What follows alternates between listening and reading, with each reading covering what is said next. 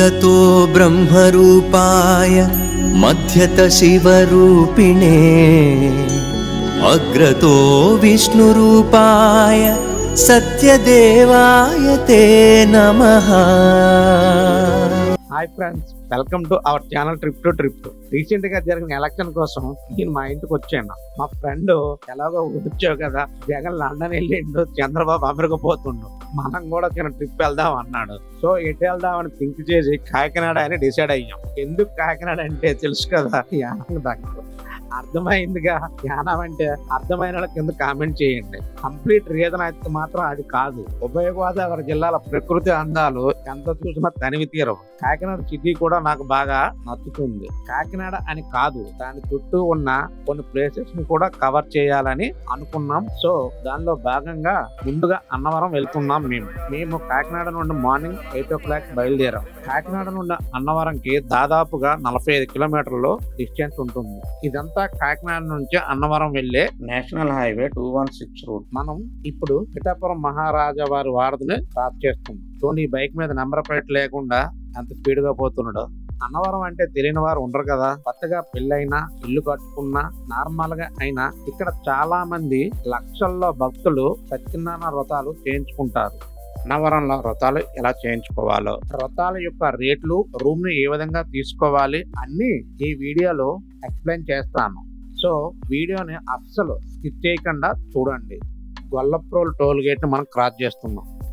Bike మీద వెళ్తుంటే చుట్టుపక్కల లొకేషన్లు చెత్తకొట్టేస్తున్నాయి. ఆ క్లైమేట్ చూడండి, ఆ క్లౌడ్స్ చూడండి ఎట్లున్నాయి. నాకైతే రాజమౌళి మూవీస్ లో గ్రాఫిక్స్ లా అనిపిస్తుంది. మరి మీకు ఎట్లా ఉందో నాకైతే తెలియట్లే కానీ, బండి మీద నేను జర్నీ చేస్తుంటే ఆ చల్లని గాలి సిటీలో ఉండి ఉండి బోర్ కొట్టేస్తుంది తప్ప.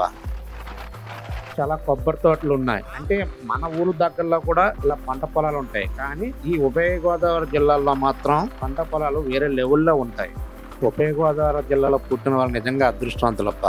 మా ఫ్రెండ్ అంటుండేవాడు, రావులపాలెంలో బీభత్సంగా ఉంటుంది అంటే ఏటో అనుకున్నా కానీ ఈ లొకేషన్ చూస్తుంది వాడు చెప్పింది నిజమని అనిపిస్తుంది ఇప్పుడు నాకు. ఫైనల్లీ అన్నవరం చేరుకున్నాం.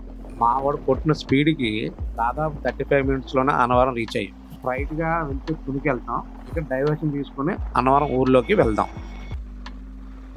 ఈ ఆర్చి దగ్గర డైవర్షన్ తీసుకుంటే డైరెక్ట్ గా కొండ మీదకి చేరుకుంటాము. ఇక్కడంతా చూసినట్లయితే టూరిస్ట్ బస్సుల కోసం పార్కింగ్ లా ఉంది. టూరిస్ట్ బస్సులను పైకి అలౌ చేయడం లేదు, ఎందుకంటే రద్దీ బాగా పెరిగిపోతుందని కొండ కిందన వీళ్ళకి సెపరేట్ గా పార్కింగ్ ప్లేస్ అరేంజ్ చేశారు. ఈ బస్సు చూసినట్లయితే ఫ్రీ బస్సు అని అందరూ అనుకుంటారు, తిరుపతి లెక్కన ఉంది కదా అని. కానీ కాదు. అన్నవరం రైల్వే స్టేషన్ నుంచి అన్నవరం కొండపైకి 20 రూపాయల టికెట్, కొండ కిందకైతే 10 రూపాయల టికెట్. ఫ్రీ అయితే ఎంత మాత్రాన కాదు. దేవస్థానం ఆధీనంలో ఈ బస్సులు అన్నవరం రైల్వే స్టేషన్ నుండి కొండపైకి నడపబడతాయి. బైక్ 20 రూపీస్ ఎంట్రీ టికెట్ తీసుకుని లోపలికి వెళ్ళాలి. కొండ మీద ఎన్ని రూమ్స్ ఖాళీగా ఉన్నాయి అనేది ఇక్కడ స్క్రీన్ మీద డిస్ప్లే అవుతున్నాయి. కొండ కింద నుండి పైకి ఘాట్ రోడ్డు దాదాపుగా 2 కిలోమీటర్లు ఉంటుంది. చూడండి, కొత్తగా రోడ్డు వేసినట్టు ఉంది, నీట్గా ఉంది. మరి తిరుపతి అంతా డేంజర్ అయితే లేదు కానీ నార్మల్గానే ఉంది. ప్రతి ఆర్చి పైన స్వామివారి యొక్క శ్లోకాలు రాసి ఉన్నాయి. అవి చదువుకుంటూ వెళ్తే మనకి ప్రశాంతంగా ఉంటుంది.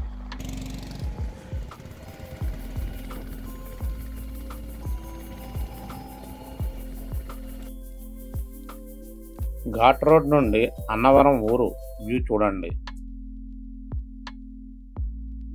ఇది కొండపైకి వచ్చేసామండి. ఇవన్నీ కూడా కాటేజెస్. ఇదంతా కార్ పార్కింగ్, బైక్ పార్కింగ్ కోసం ప్లేస్. ఇక్కడ బైక్ పార్కింగ్ చేసి దర్శనానికి వెళ్దాం. కొండపైన క్యాంటీన్స్ కూడా అవైలబుల్లో ఉంటాయి, కానీ దేవస్థానం వారికి నిత్యాన్నదాన కార్యక్రమం ఉంటుంది. ఇక్కడికి వచ్చి కూడా క్యాంటీన్లో తినడం కంటే స్వామివారి అన్నదానం దగ్గర తినటమే ఎంతో మంచిది. ఇది ఒకప్పుడు ఈ లొకేషన్లో రూమ్స్ ఇచ్చేవాళ్ళు, కానీ ఇప్పుడు అంతా సిస్టమ్ అంతా మార్చారంట. ఇది యొక్క గుడి యొక్క మెయిన్ ఎంట్రన్స్. భక్తులకు ఎటువంటి అసౌకర్యం కలగకుండా ఉండడం కోసం ఇలా కార్పెట్ వేసి వాటర్ కూడా జల్లుతున్నారు, చల్లగా ఉండాలని. అసలే వేసవికాలం కదా. పడమటి రాజగోపురానికి లెఫ్ట్ సైడ్ కేసు ఖండనశాల ఉంటుంది. లెఫ్ట్ సైడ్ లో కౌంటర్ ఉంటుంది. టికెట్ తీసుకుని రైట్ సైడ్ లో కేసు ఖండానికి వెళ్ళి కేసు ఖండన చేసుకుని అక్కనే ఉన్న బాత్రూమ్స్ లో స్నానం చేసి ఫ్రెష్ అప్ అయ్యి దర్శనానికి వెళ్ళాలి. ఇక్కడ కూడా టికెట్లు ఇస్తున్నారు చూడండి. ఇది గోపురం యొక్క మెయిన్ ఎంట్రన్స్. అందరూ ఈ గోపురం ద్వారానే లోపలికి ఎంటర్ అవుతారు. శీఘ్ర దర్శనం టికెట్లు 300 రూపీస్. భక్తులందరూ చూడండి వ్రతాలకి ఎంత క్యూ కట్టుకుంటూ వెళ్తున్నారు. దేవుడు అంటే భక్తులకు అంత నమ్మకం అన్నమాట. అన్నవరం పురాణం ప్రకారం మేరు పర్వతం అతని భార్య మేనక శ్రీ మహావిష్ణువు గురించి యాగం చేసి స్వామివారి అనుగ్రహంతో 2 కొడుకులను పర్వతాలుగా పొందుతారు. ఒకరు భద్రుడు, ఇంకొకరు రత్నాకరుడు. భద్రుడు విష్ణుమూర్తికి తపస్చేసి శ్రీరాముల వారికి నివాస స్థలమైన భద్రాచలంగా మారుతాడు. రత్నాకరుడు కూడా విష్ణుమూర్తికి తపస్చేసి శ్రీ వీర వెంకట సత్యనారాయణ స్వామి వెలిసే రత్నగిరి లేదా రత్నాచలం కొండగా మారుతాడు. శ్రీ వీర వెంకట సత్యనారాయణ స్వామి వారు ఈ కొండపై కొలువున్నాడు. కానీ చాలా కాలం ఆ రూపం బయటికి వ్యక్తం అవ్వలేదు. భద్రాచలంలో కూడా శ్రీరాముడు కొలువైన చాలా రోజులకు దమ్మక్క అనే భక్తురాలు వచ్చాకనే వ్యక్తమయ్యాడు. ఇక్కడ కూడా అంతే, బయటికి తెలియకుండా ఉండిపోయాడు. తర్వాత 1 శతాబ్దం క్రితం ఇక్కడ గోష్ఠ సంస్థానానికి జమీందారు కలలో స్వామివారు కనిపించి నేను రత్నగిరి కొండపై కొలువున్నాను అని చెప్తాడు. అలాగే ఈరాంకి ప్రకాశం గారనే విష్ణు భక్తునికి కలలో కనిపించి నేను కొండపై కొలువున్నాను అని కూడా చెప్తాడు. తర్వాత వాళ్ళిద్దరూ కూడా జనాలను తీసుకుని స్వామివారిని వెతకడానికి 1891 శ్రావణ శుద్ధ విద్య రోజున అంటే ఆగస్టు 6వ తారీఖున కొండపైకి వెళ్తారు. ఈ కొండలు చాలా పెద్దవి, ఎంత వెతికినా స్వామివారు కనిపించరు. అప్పుడు అమ్మవారు ఒక ముసలావిడ రూపంలో వచ్చి వాళ్ళతో అక్కడ ఒక అంకుర్ చెట్టు ఉంటుంది, దాని కింద ఉన్న పుట్టలో వెతకమని చెప్పగా వాళ్ళు అక్కడికి వెళ్లి చూడగా పుట్టలో స్వామివారు నిలువెత్తు స్వరూపం ఉంది. అప్పుడు స్వామిని తీసుకువచ్చి ఇక్కడ ఒక ఆలయం నిర్మిద్దాం అని అనుకుంటారు. కానీ స్వామి ప్రతిష్ఠ కన్నా ముందుగా యంత్ర ప్రతిష్ఠ జరగాలి కదా.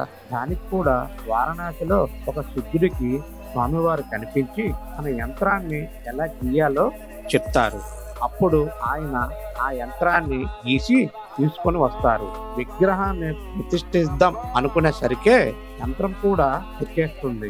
అప్పుడు ముందుగా యంత్రాన్ని ప్రతిష్ఠించి ఆ తర్వాత దానిపైన బ్రహ్మ విష్ణు శివాత్మకమైన స్వరూపాన్ని ప్రతిష్ఠించారు.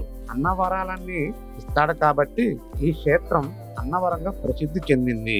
ఈ క్షేత్రం 2 అంతస్తుల్లో ఉంటుంది. పై అంతస్తులో స్వామివారు కొలువై ఉంటారు. స్వామివారికి కుడివైపు కేశవుడు, ఎడమవైపు అమ్మవారు ఉంటారు. కింద అంతస్తులో పెద్ద పీఠం, దాని లోపల యంత్రం ప్రతిష్ఠించారు. ఈ పీఠంపై 13 అడుగుల లింగాకారం, దానిపైన స్వామివారు ఉంటారు. కింద పీఠం బ్రహ్మస్వరూపం, లింగాకారం శివుని స్వరూపం, అలాగే పైన ఉన్నది విష్ణుమూర్తి స్వరూపం. ఈ విధంగా త్రిమూర్తులు ఇక్కడ కొలువై ఉన్నారు. మన పూర్వీకులను చూడండి, దాని బిడ్డను ఏ విధంగా జోకొడుతుంది. తల్లి ప్రేమ ఎంత అపురూపమైనదో ఈ దృశ్యం చూస్తే అర్థమవుతుంది. జంతువులకైనా మనుషులకైనా తల్లి ప్రేమ మాత్రం ఒకేలా ఉంటుంది. ఇక్కడ ఆవు నెయ్యితో చేసిన 365 ఒత్తులు, 1000 ఒత్తులతో చేసిన సహస్ర దీపం, అలాగే 1,00,000 ఒత్తులు, 1,00,000 ఒత్తులతో చేసిన దీపాలు కూడా వీళ్ళు అమ్ముతున్నారు. వీటిని తీసుకుని రావి చెట్టు దగ్గర దీపం వెలిగించి భక్తుల యొక్క కోరికలు తీర్చుకుంటున్నారు. ఇక్కడ ఉన్న యంత్రం ఎలా ఉంటుంది అని చూడాలి అనుకుంటే ఇక్కడ సత్యనారాయణ వ్రతం చేయించుకున్నప్పుడు ఒక బిల్ల ఇస్తారు. అందులో ఒకవైపు స్వామివారి స్వరూపం, రెండవ వైపు లాగా కొన్ని బీజాక్షరాలు రాసి ఉంటుంది. అదే ఇక్కడ ప్రతిష్ఠించిన యంత్రం. ఇది ఈ అన్నవరం క్షేత్రం యొక్క స్థల పురాణం.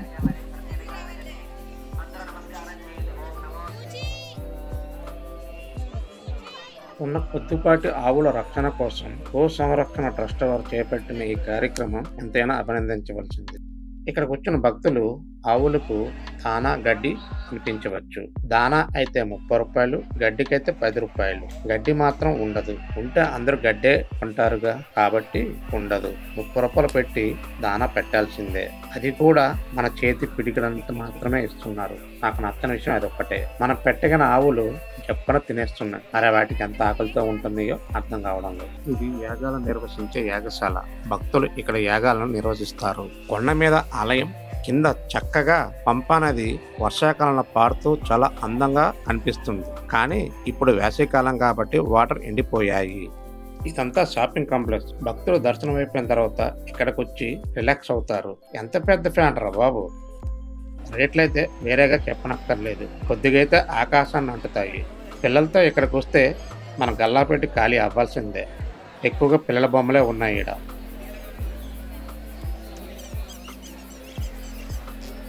దేవుని ఫోటోలు అలాగే కొండపల్లి బొమ్మలు, హోమ్ డెకరేషన్ ఐటమ్స్ ఎక్కువగా ఇక్కడ ఉన్నాయి.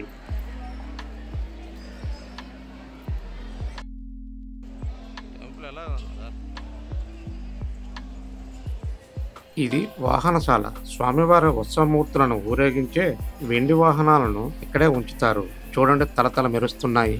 ఇది చూసినట్లయితే స్వామివారి కళామందిర్. ఇక్కడ ప్రతిరోజు జరిగే సాంస్కృతిక కార్యక్రమాలు జరుగుతాయి. స్వామివారి ప్రసాదాలు తయారయ్యే భూతాది భవనం. టైం 12 కావస్తుంది.